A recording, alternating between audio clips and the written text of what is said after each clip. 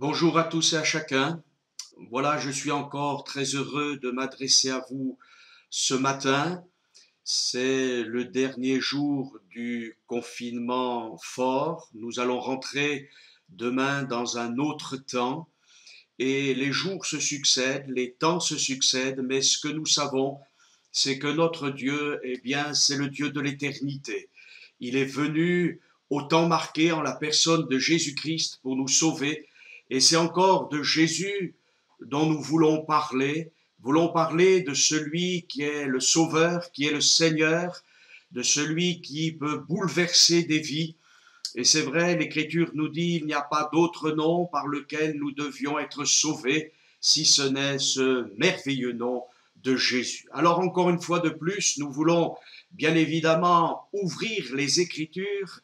Et si j'ai fait allusion au temps il y a quelques instants, c'est encore pour que nous puissions, dans cette période, essayer de distinguer les temps. L'Écriture nous invite à être vigilants. Le Seigneur nous dit veillez et priez. Donc il y a chez le croyant authentique une réflexion qui ne se fait pas uniquement avec son cœur, avec son intelligence, mais qui se fait avec les Saintes Écritures, avec la présence de Dieu, la personne du Saint-Esprit qui nous conduit dans toute la vérité.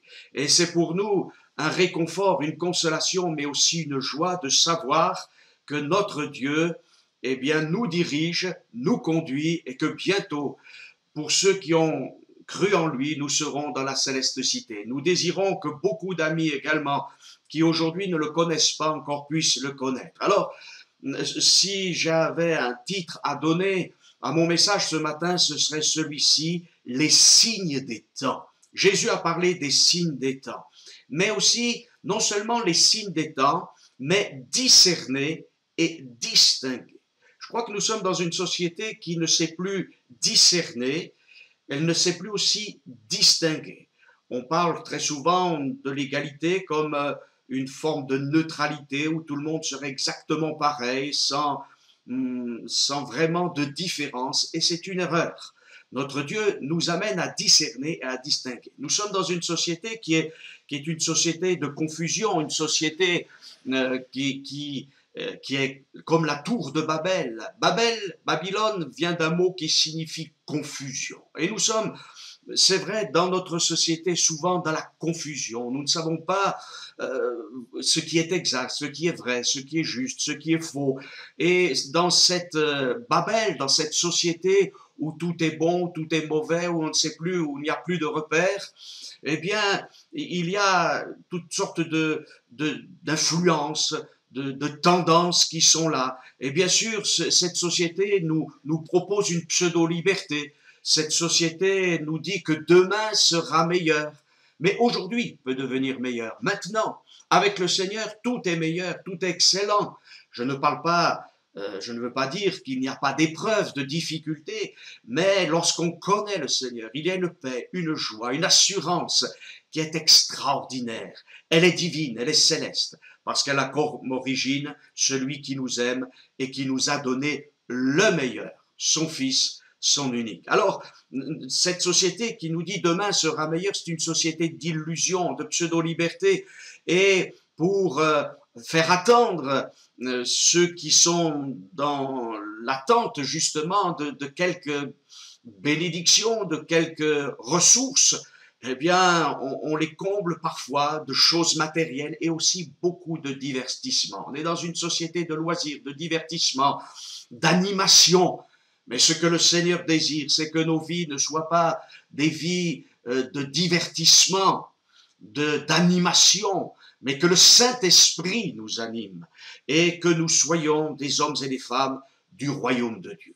Le roi vient, alléluia, le roi vient et il vient bientôt, non pas pour mourir à nouveau sur la croix, mais il vient couronné de gloire et d'honneur. Et si dans cette société où la puissance de l'ennemi ravage beaucoup de cœurs, de corps et d'âme, eh bien, il y a un roi encore aujourd'hui bafoué, rejeté, méprisé, mais il est bien roi.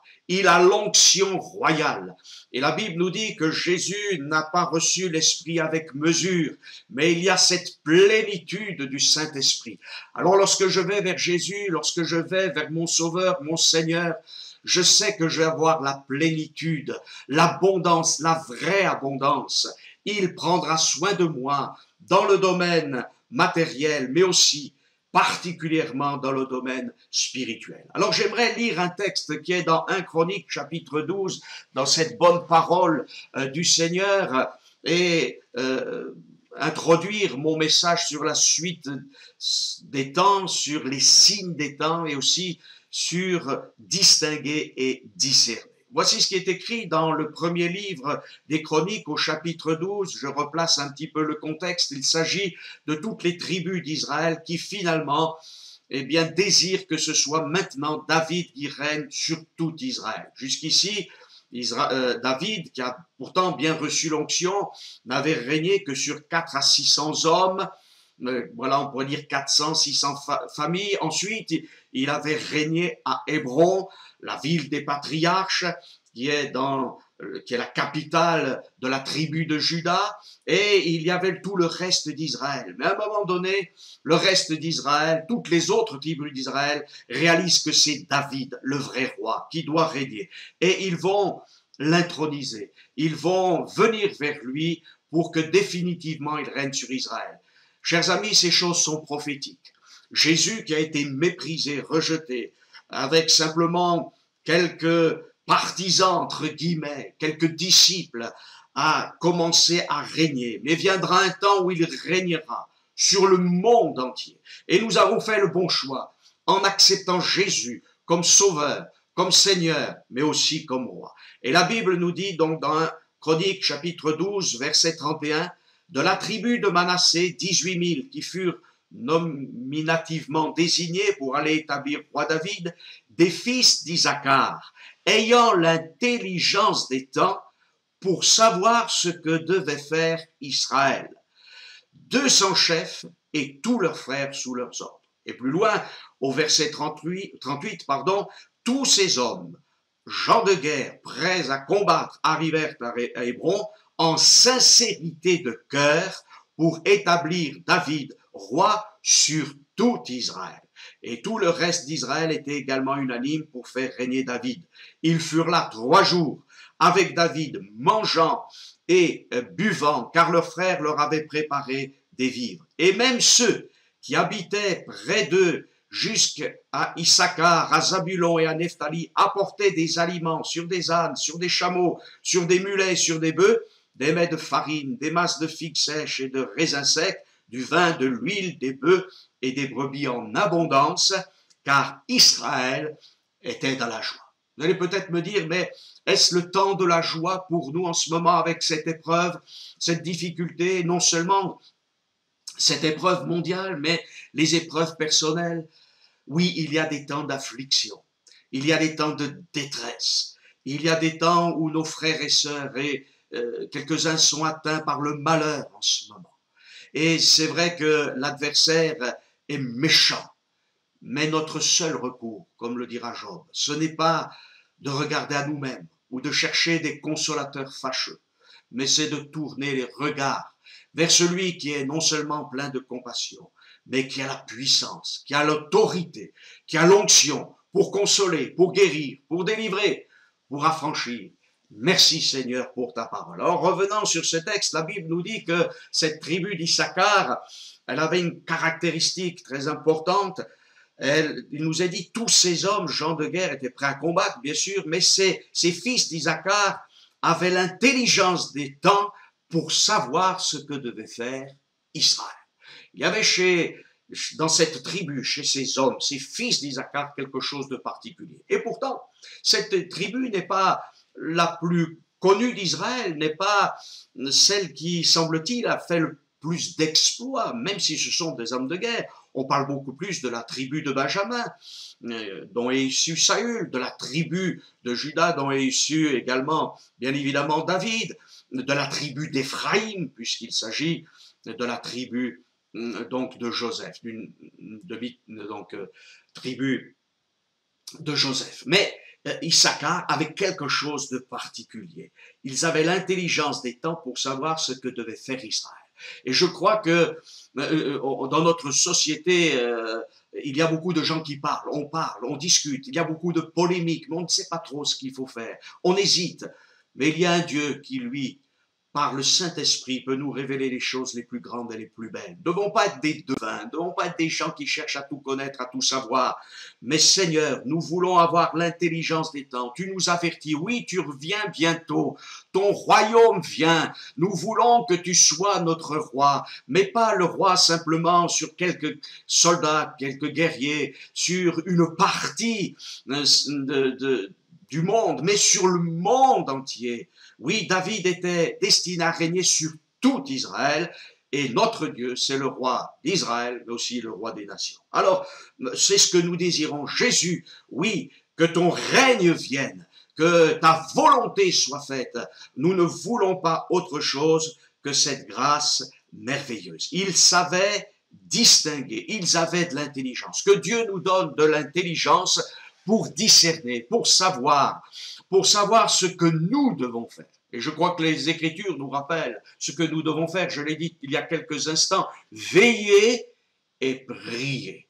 La première réunion de l'Église, alors qu'ils étaient rassemblés d'un même cœur, mais aussi dans le même lieu, bientôt ça sera, nous le croyons, notre cas, eh bien c'est une réunion de prière, où il y a la préparation à l'évangélisation, préparation pour faire des disciples, et que Dieu puisse aussi faire des témoins remplis du Saint-Esprit. Alors, dans notre société, il y a la confusion, et on parle beaucoup aujourd'hui des fausses informations.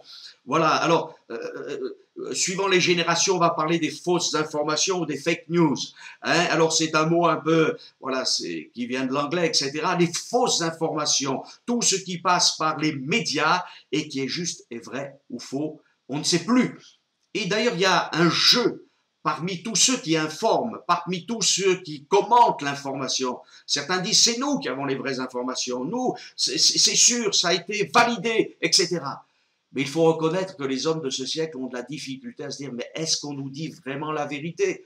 On nous a si souvent menti, il y a des choses vraies, certes, mais nous n'avons pas vu, il y a une portion de film, il y a une portion de commentaires, et c'est même un sujet d'angoisse pour les gens. Alors certains voient les ennemis partout, certains n'en voient nulle part. C'est un déséquilibre, les fausses informations. Heureusement, il y a un livre qui est là pour nous dire qu'il y a une bonne information. Une information d'un Dieu qui parle vrai, le témoin fidèle. Jésus est le témoin fidèle. Il ne dit pas des mensonges. Le diable dit des mensonges. L'adversaire est le père du mensonge. Et vous savez que très souvent, un mensonge, il y a une part de vérité. Mais la part de vérité est détruite par la part de mensonge. Et c'est un mensonge complet. Nous le savons dès le jardin d'Éden. Mais nous ne revenons pas là-dessus. Comment distinguer le vrai du faux? Mais Dieu nous invite aussi à discerner d'autres choses. Ce qui est notre sujet de joie, c'est que Jésus dit dans Jean chapitre 17, et cela a été pour moi un très grand réconfort dans le ministère que le Seigneur m'a accordé, c'est que Jésus dit, ta parole est la vérité. Amen. Cette parole que j'ai là dans les mains et que vous avez aussi chez vous, eh bien, elle est la vérité. Et c'est cette vérité qui nous met à part, qui nous sanctifie. Alléluia. Gloire à Dieu. Quel privilège. Lisons la Bible. Et puis, croyons la Bible et vivons là, ce que dit la Bible. Vivons les enseignements du Seigneur Jésus. D'abord, on est dans une société qui ne veut plus distinguer le bien du mal. Très souvent, on entend cela. Nous ne voulons pas juger du point de vue moral parce qu'il n'y a plus de moralité. On est dans une société qui ne veut plus de moralité. Chacun a sa vérité, mais la Bible nous dit qu'il y a une vérité, que Jésus est le chemin, la vérité et qu'il est la vie. Donc ce n'est pas une vérité. Ne faisons pas comme Pilate qui dira qu'est-ce que la vérité? Il y a la vérité, c'est notre Dieu, c'est Christ d'une manière pratique. Et puis il y a à distinguer entre ce qui est bien et mal. Et la prière de Salomon est une belle prière, alors que justement, le fils de David va être intronisé. Il est là, il est roi maintenant. Et il dira dans le premier livre des rois, au chapitre 3 et verset 9, « Accorde à ton serviteur un cœur intelligent pour juger ton peuple, pour discerner le bien du mal. car qui pourrait juger ton peuple, ce peuple si nombreux? Il a fait une bonne prière. Peut-être qu'il aurait pu dire aussi que je puisse discerner le bien du mal et que je puisse pratiquer le bien et rejeter le mal. Parce que distinguer, discerner entre le bien et le mal, c'est une chose.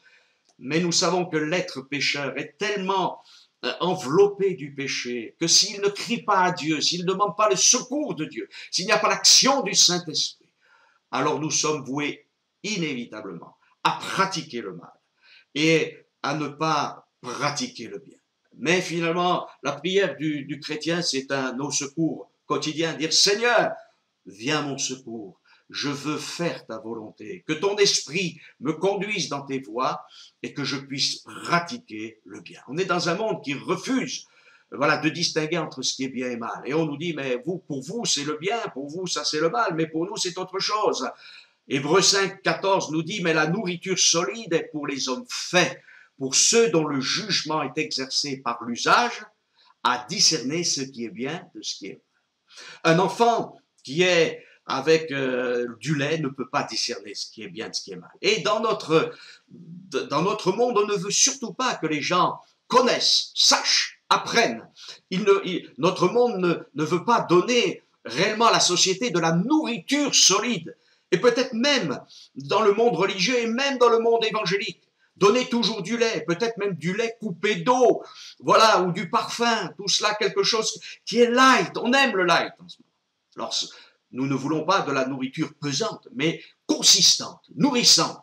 Et cette nourriture, cette nourriture de la parole de Dieu va nous apprendre à distinguer entre ce qui est bien et ce qui est mal. Nous ne voulons pas être des légalistes qui imposent aux gens quoi que ce soit, ceci ou cela. Non, ce n'est pas cela le but. C'est que le Saint-Esprit fasse son œuvre. Et il le fera.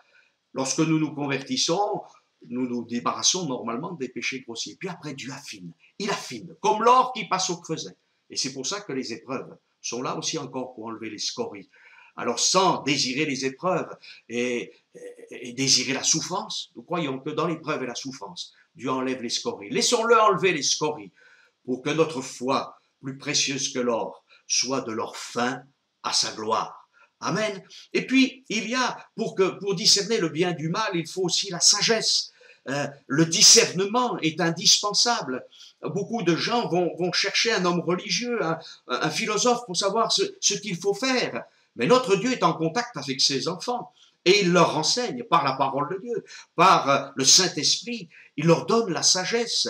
Les proverbes de Salomon ont été écrits pour donner aux simples du discernement, aux jeunes hommes de la connaissance et de la réflexion. Vous qui êtes jeunes, oh, nous le sommes toujours de cœur, mais quand on est jeune, profitez de la lecture de la parole de Dieu. Tenez-vous devant Dieu, vous les jeunes, parce que Dieu vous aime beaucoup et veut vous utiliser. Il aime toutes les générations. Aux jeunes hommes de la connaissance et de la réflexion, non pas des amusements, non pas des illusions, non pas du rêve qui finit par un cauchemar, mais de la connaissance et de la réflexion, qui vient d'en haut, qui n'est pas simplement une réflexion intellectuelle. Le livre des Proverbes même dira, stupide, apprenez le discernement. Parfois nous avons été comme des stupides. Et puis le livre des Proverbes nous parle de la sagesse comme une personne. Moi, la sagesse, j'ai pour demeure le discernement. Mais qui est cette sagesse dont il est question dans le livre des Proverbes? Eh bien, nous avons la réponse, bien sûr, dans la Nouvelle Alliance, dans le Nouveau Testament, parce que Paul, au premier épître aux Corinthiens, au chapitre 1er, au verset 30, dira ceci, « Or, c'est par lui que vous êtes en Jésus-Christ, lequel, de par Dieu, a été fait pour nous sagesse, justice et sanctification et rédemption. » Sagesse, justice, sanctification et rédemption. Alléluia! Quel admirable groupe de vertus, de bénédictions. Voilà, la sagesse. Il a été fait pour nous sagesse. Ma sagesse, c'est Christ. Sans Christ, je suis un insensé. Sans Christ, je suis un injuste. Sans Christ, je suis un souillé. Sans Christ, je suis perdu. Mais avec Christ, je suis sage, je suis justifié, je suis purifié, sanctifié, et le salut est mon partage. Alléluia. Alors, c'est important. Distinguer le bien du mal, avoir du discernement, c'est ce que le Seigneur désire pour chacun d'entre nous. Et puis j'en viens à ce texte où Jésus a été abordé par des hommes religieux. Abordé par des hommes religieux qui vont lui demander un signe venant du ciel. Voilà. Peut-être pense-t-il à Élie qui a fait tomber le feu du ciel, mais Jésus va leur refuser ce signe. Parce que c'est lui le signe. Ce signe incontestable de l'accomplissement des Écritures. Je crois qu'on est dans un monde, même dans le monde évangélique, c'est ça qui est dangereux, c'est que les gens cherchent des signes, toutes sortes de choses, parfois bizarres. Non, cherchons la volonté de Dieu, des directives pour nos vies, pour faire sa volonté, pour toujours plus l'aimer, et que des âmes soient sauvées, parce que c'est aussi le but principal que Dieu s'est fixé pour chacun d'entre nous, être des témoins. Alors, les pharisiens et les sadducéens, nous dit l'Écriture dans Matthieu 16, verset 1er, les pharisiens et les sadducéens abordèrent Jésus et pour l'éprouver lui demandèrent de leur faire voir un signe venant du ciel. Jésus leur répondit, le soir vous dites, il fera beau, car le ciel est rouge. Le matin, il y aura de l'orage aujourd'hui, car le ciel est d'un rouge sombre. Vous savez discerner l'aspect du ciel et vous ne pouvez discerner les signes des temps. Une génération méchante et adultère demande un miracle, il ne lui sera donné d'autre miracle que celui de Jonas, puis il les quitta et s'en alla.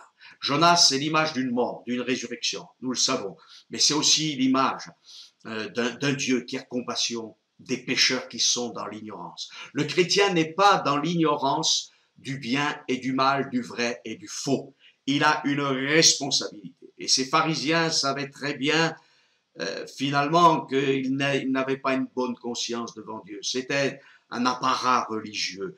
Et Jésus ne fera pas de miracle venant du ciel. Il est le miracle venant du ciel. Et c'est par sa mort, sa résurrection et par la proclamation de l'évangile à toutes les nations qu'il signe, qu'il est le signe, qu'il est le sceau de Dieu. Alors, Jésus le dira. Et parfois, je crois que même les conducteurs spirituels parlent beaucoup de choses. Moi, je veux parler plus de Jésus que du coronavirus. Je veux plus parler de l'action du Saint-Esprit que du déconfinement, même si ces choses sont importantes. Voilà, nous devons nous en occuper. Mais parfois, nos pensées sont là et nous voulons continuer à prier pour ceux qui passent par la maladie, que ce soit le coronavirus ou autre chose, par ceux qui passent par des épreuves terribles, ne pas les oublier. Mais si nous voulons que les choses changent, si nous voulons que les choses changent réellement, c'est au pied de Jésus. C'est là, au pied du trône de la grâce, que nous trouverons réconfort, bénédiction, et tout cela va remplir notre cœur de paix et de consolation. Alors, oui, Jésus, et encore Jésus. Et comme le disait ce vieux chant, que je puisse ne prononcer même que ce mot-là, parce que c'est ce mot-là qui a une importance, il n'y a pas d'autre nom par lequel nous devions être sauvés. Il faut aussi distinguer les choses spirituelles. Je crois qu'il y a un mélange aujourd'hui entre le spirituel et le profane. Il y a des choses de la vie courante que nous devons faire et qui sont de notre responsabilité. Puis il y a les choses saintes, les choses de Dieu. Et la Bible nous dit que lorsque nous nous approchons de la table du Seigneur, eh bien, nous devons discerner le corps du Seigneur. Discerner d'abord tout ce qu'il a accompli pour nous, le sacrifice, et puis réaliser que le corps du Seigneur, c'est aussi l'Église. Donc Christ est le chef incontesté. Donc c'est quelque chose de très, très important. Discerner les choses spirituelles. Et la Bible nous dit de nous attacher aux choses d'en haut. Les choses d'en bas passeront, devons nous en occuper, devons même presque, j'oserais dire, nous en affranchir parfois, pour pouvoir vraiment nous occuper des choses de Dieu. Il y a aussi, et je vais insister là-dessus encore pendant quelques temps, parce que c'est important, il faut discerner aussi entre les vrais croyants et les vrais services ou les vrais ministères. C'est une chose caractéristique de la fin des temps. Et c'est pour ça que j'ai dit que mon message, c'était discerner, distinguer, et qu'il était question de la fin des temps. Parce qu'à la fin des temps, eh bien, il y aura de la confusion. La Bible nous parle des vrais croyants, mais aussi des faux croyants. Et dans notre monde religieux, qui devient de plus en plus œcuménique, qui devient de plus en plus syncrétique, il y a toutes sortes d'influences. Mais ces influences ne viennent pas simplement des médias, elles viennent des hommes qui ont un mandat il y a des hommes qui ont un mandat pour sauver, guérir et délivrer, ce sont les vrais croyants. Et il y a des hommes qui ont un mandat pour semer la confusion, qui sont des envoyés de l'adversaire. Et la Bible parle, et Paul en parle, il dira que Paul parle de ses épreuves, il a été en péril parmi les brigands, parmi les païens, et il dira aussi en péril parmi les faux frères. Terrible. Des gens qui se disent frères, mais qui finalement ne sont pas frères. Nous, tous les hommes sont frères. C'est peut-être étonnant ce que je veux vous dire, mais nous sommes tous frères en Adam. Nous sommes tous des pécheurs, mais nous ne sommes pas tous frères en Christ. Et il peut y avoir l'apparence, mais pas la réalité. Alors Dieu nous met en garde, et ce matin j'aimerais vous mettre en garde. Ce n'est pas parce que quelqu'un a le patois de Canaan, comme on dit, le langage des Écritures même. Et on peut prendre un verset hors de son contexte pour trouver un prétexte, comme on a souvent dit, des faux frères. Paul parlera même de ces faux frères qui finalement enlèvent la partie de la grâce de l'écriture et qui reviennent à des traditions d'hommes, avec l'intention, parce qu'il y a une intention. Ce ne sont pas faux simplement parce qu'ils sont faux, mais c'est pour asservir. Et nous ne devons pas nous laisser asservir par qui que ce soit. Et la Bible nous dit même qu'elle parle aux serviteurs de Dieu de ne pas dominer sur la foi des gens. Nous ne devons pas dominer, nous devons stimuler la foi en Christ, devons apporter la foi en Christ, mais non pas dominer sur les gens. Et des gens qui parfois sont très sympathiques, en fait ils veulent dominer sur nos vies, ils veulent nous asservir avec des doctrines qui ressemblent à l'écriture, des faux apôtres. Et justement, ici il y a les faux frères, il y a les faux apôtres. Paul parle de ces gens-là. Il nous dit, voilà, il parle de son ministère, il dit aux Corinthiens, mais est-ce que je vous ai pas aimé dans 1 Corinthiens 11, verset 11? Pourquoi? Parce que je ne vous aime pas, Dieu le sait. Paul, s'il avait un caractère bien trempé, aimait l'Église. Il aimait l'Église. Et il dira, à propos de certaines personnes, ces hommes-là sont de faux apôtres, des ouvriers trompeurs, déguisés en apôtres de Christ. Mais il dira, c'est pas étonnant, puisque Satan lui-même se déguise en ange de lumière. Donc c'est tout à fait normal, c'est pas étrange que ces ministres se déguisent en ministres de justice. Mais la Bible nous dit, leur fin sera selon leurs œuvres. Ne nous laissons pas entraîner par des gens qui ont des titres, par des gens qui ont des responsabilités, par des gens qui ont soi-disant du brillant. Le brillant, ça peut être de la pacotille. Ce que nous voulons, c'est briller comme des flambeaux dans le monde. Et un flambeau, il s'épuise, mais il joue son rôle. Alors, c'est ce qui est très important. Alors, il y a aussi des faux prophètes. Gardez-vous des faux prophètes. Il y a en ce moment dans le monde pseudo-évangélique toutes sortes de gens sur leur carte de visite, c'est prophètes, et ils disent toutes sortes de choses. Ils disent, j'ai eu une vision, j'ai eu un songe, et je vais vous dire, mais Dieu parle directement à ses enfants. Et je crois que si nous veillons et prions, Dieu va nous réconforter. Alors ensemble, bien sûr, nous pouvons apporter une prophétie dans une réunion. Alléluia, que Dieu le permette et qu'il y ait beaucoup plus de prophètes.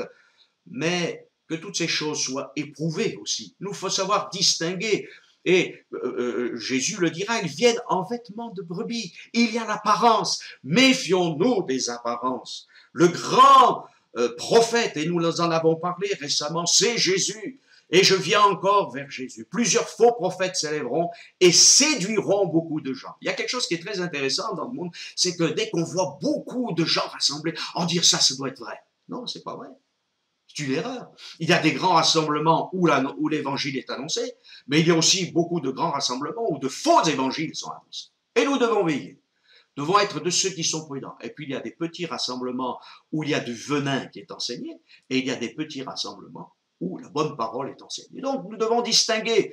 Nous ne devons pas juger hâtivement, mais nous devons être de ceux qui sont prudents. Prudents comme des serpents avec ce que les hommes disent, et simples comme des colombes avec ce que Dieu dit.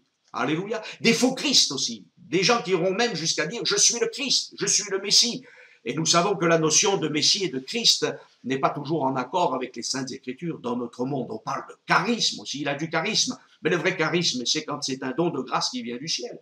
Et non pas une espèce de capacité à subjuguer son prochain par quelques paroles ou par quelques avantages humains qui seraient là et qui seraient très subtils. Non, des faux Christ, des faux prophètes. Alors Jean le dira, première épître de Jean, chapitre 4, verset 1er, bien-aimé, bien-aimé. Et ce matin, j'aimerais vous parler et vous dire oui, bien-aimé.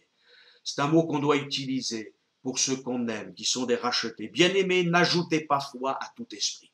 Aujourd'hui, Internet a fait beaucoup de mal, il peut faire aussi beaucoup de bien. Les gens surfent et telle vidéo, tel chant, telle nouvelle, et on prend tout. Il ne suffit pas de mettre une marque. Vous savez que ce qu'il y a dans un produit ne dépend pas, c'est pas l'emballage qui est important, c'est le produit lui-même. Et parfois, on peut avoir un emballage tout simple et où il y a un excellent produit, et parfois un emballage magnifique où il y a du poison. Alors, à nous de veiller. Et Jean le dira, bien-aimés, n'ajoutez pas foi à tout esprit, mais éprouvez les esprits pour savoir s'ils sont de Dieu, car plusieurs prophètes sont venus dans le monde. Et justement, dans l'épître aux Corinthiens, il y a un don de discernement des esprits. Il y a 9 dons spirituels. Et je pense que nous devons discerner les esprits méchants, mais aussi je pense que le croyant en toute simplicité doit être prudent. Voilà, ce don spirituel est important et plaise à Dieu que les dons de guérison, de miracles, de paroles de sagesse, de connaissance, de discernement des esprits, de miracles soient au milieu de nous. Voilà, il faut revenir à ces choses, discerner. Mais pour discerner, il faut avoir aussi les dons de Dieu, les outils de Dieu. Alors des faux prophètes, il y en aura. Il y aura aussi des faux docteurs, de faux enseignements.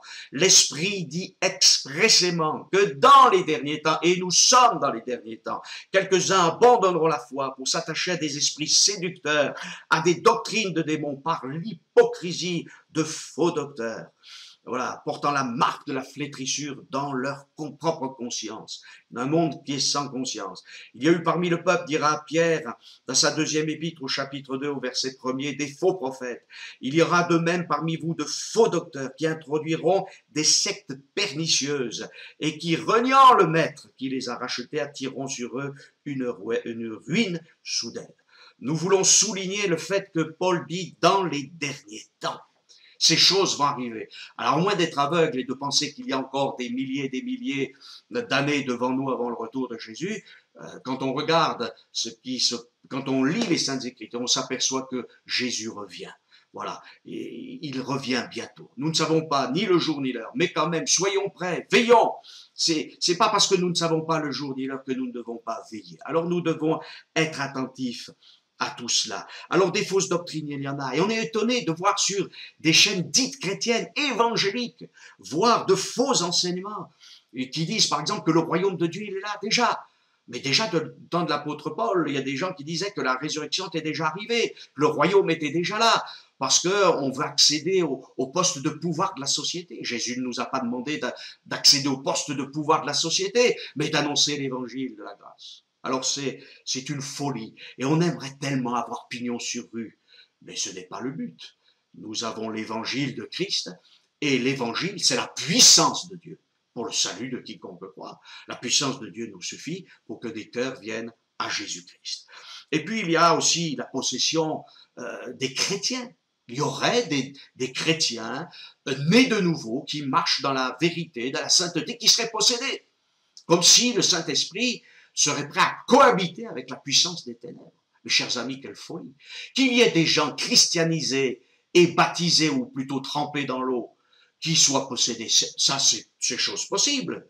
Mais arrêtons, c'est une honte de constater encore ces fausses doctrines qui ont là pignon sur rue dans le monde évangélique. Et puis toutes sortes de choses, le libéralisme, le légalisme, l'humanisme. On ne veut plus parler de châtiment, de correction. Dieu laisse tout passer. Non, ce n'est pas vrai, ce n'est pas vrai.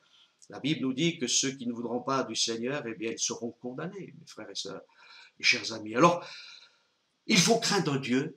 Mais à la fois, cette crainte de Dieu nous fait découvrir son amour et sa grâce. Dieu nous aime et veut nous sauver. Dieu ne veut pas la mort du pécheur, mais qu'il se repente et qu'il vive. Alléluia, c'est ça l'évangile. Et puis, bien sûr, les gens qui remettent en question l'inspiration des Écritures, qui même disent, eh bien, vous savez, l'Église chrétienne n'a rien compris de tel ou tel texte depuis 2000 ans.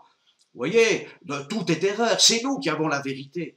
Un peu comme certains déjà au 1er ou 2e siècle qui se permettaient de dire non, cette page de l'écriture n'est pas valable, voilà, Marcion et tant d'autres. Enfin bref, et puis on ne croit plus à l'accomplissement des prophéties, on ne croit plus en rien, on pense que voilà, il faut organiser, il faut se structurer. Mais où est la vie de Dieu? Alors, des faux docteurs, des faux enseignants, de ceux qui sont là, et puis aussi des faux pasteurs, des mercenaires. Voilà, Jésus dira, mais le mercenaire qui n'est pas le berger, qui n'appartient pas les brebis, doit venir le loup. Il abandonne les brebis. Et ce dont l'Église a besoin, c'est avant tout d'une nourriture et d'avoir les bons pâturages. Voilà. Et honnêtement, celui dont nous avons besoin, le grand pasteur des brebis, c'est Jésus. Alors les petits pasteurs, les petits prophètes, les petits docteurs, c'est bien, ils sont nécessaires. Et je dis petits, pourquoi? Parce que c'est une réalité. Et nous ne devons pas nous mépriser les uns les autres. Il n'y a pas de mépris, mais nous sommes des petits serviteurs. Lui, il est le grand serviteur. Nous sommes des petits pasteurs, des petits prophètes, mais lui, le grand pasteur. Lui, il est le grand prophète. Alléluia. Et c'est vers lui que nous allons. Alors, Dieu nous utilise pour faire des petites choses qu'il a prévues pour nous. Et lui se réserve les grandes. Alléluia. Oui, c'est lui qui fait des grandes choses. C'est lui qui fait des choses admirables. Mais parce qu'il m'aime, parce que je suis son enfant, parce que mon frère, ma soeur, tu es son fils, sa fille. Alors Dieu veut t'utiliser. Quoi de plus réjouissant pour un père ou pour une mère que de faire participer ses enfants à la vie de la famille. J'oserais dire à l'héritage familial. Alors, on n'a peut-être pas d'héritage ici-bas, mais en tout cas, on a un héritage qui nous attend dans les cieux. Alors, voilà, distinguer. Alors, mettons de côté tout cela. Et je terminerai par un texte parce qu'il me semble très important. Si nous devons discerner, si nous devons distinguer, si nous devons être prudents, il y a des hommes, des femmes qui sont dans l'ignorance. Je reviens sur ce texte où Jésus dira « Je ne vous donnerai pas de signe si ce n'est celui du prophète Jonas ». C'est lui le Jonas spirituel. C'est lui qui est mort et qui est ressuscité. Mais la différence de Jonas, c'est que Jonas, excusez-moi l'expression, était rebelle et même, excusez-moi, il a rouspété, il ne voulait pas aller à Ninive. Pourquoi? Parce qu'il savait que Dieu était miséricordieux. Et notre Dieu, il est toujours miséricordieux avec ceux qui sont dans l'ignorance, tant qu'ils n'ont pas écouté la parole de Dieu. Alors notre rôle, secouru par le Saint-Esprit et avec cette parole merveilleuse, c'est d'annoncer l'évangile. Et Jonas va faire cette confession parce qu'il est quand même honnête, il dira qu'il ne comprend pas Dieu, voilà, mais il a néanmoins été serviteur de Dieu. Et puis Dieu va lui répondre, il va lui dire, et moi, je n'aurai pas pitié de Ninive, la grande ville, dans laquelle se trouvent plus de 120 000 hommes qui ne savent pas distinguer leur droite de leur gauche, et des animaux en grand nombre. Même Dieu a eu pitié des animaux. Je crois que dans notre société, on n'a pitié de rien, pas de la nature, on détruit tout, on brise tout. Mais Dieu voyait les Ninivites qui ne savaient pas distinguer leur droite de leur gauche, il a envoyé son prophète pour une révélation pour Ninive. Et nous savons que pour un temps, cette génération en tout cas, eh bien, s'est repentie. Elle a jeûné, elle s'est abaissée devant Dieu. Et même si ça n'a été que temporaire, ça a été un temps de grâce de Dieu. Qu'il en soit ainsi pour notre temps. Même si le temps est court, même si le jugement vient sur ce monde, mais encore un temps de grâce. Alléluia. Alors soyons non pas des Jonas qui sont là en train de dire non, je ne veux pas, mais des gens, des hommes, des femmes qui ont compassion de ceux qui sont autour d'eux. Mais ces gens-là ne savent pas distinguer leur droite de leur gauche, mais puissions-nous leur apporter l'évangile. Je parlais de ces fils d'Issachar qui qui pouvaient avoir la capacité de connaître les temps, de savoir ce qu'il fallait faire. Et c'est justement dans cette région de ténèbres, de Zabulon, d'Issachar, de Nephtali, que Jésus va s'installer pour éclairer. Et cette tribu, certainement, qui avait perdu ses repères, elle les avait autrefois, elle les avait perdus, a été éclairée par le Fils de Dieu. Si les générations ont perdu les repères, s'ils ont perdu la moralité, le sens du bien, du mal, du vrai et du faux, je crois que pour un temps, par la puissance du Saint-Esprit et avec la grâce de notre Dieu, cette génération peut connaître un temps de repentance, un temps de délivrance, un temps de guérison et de bénédiction, mais j'oserais dire, la balle est dans notre camp, dans le camp de la véritable Église qui doit relever le vrai défi et obéir à son Seigneur. Que Dieu nous aide à témoigner, à parler de Jésus en toute simplicité, avec foi, on a un virus ou pas, un problème ou pas. Nous savons que d'autres difficultés viendront sur ce monde, mais nous savons aussi qu'il est avec nous et Jésus dit, je suis avec vous tous les jours jusqu'à la fin du monde. Que le nom du Seigneur soit béni, que la grâce du Seigneur Jésus soit avec vous tous. Amen. À très bientôt.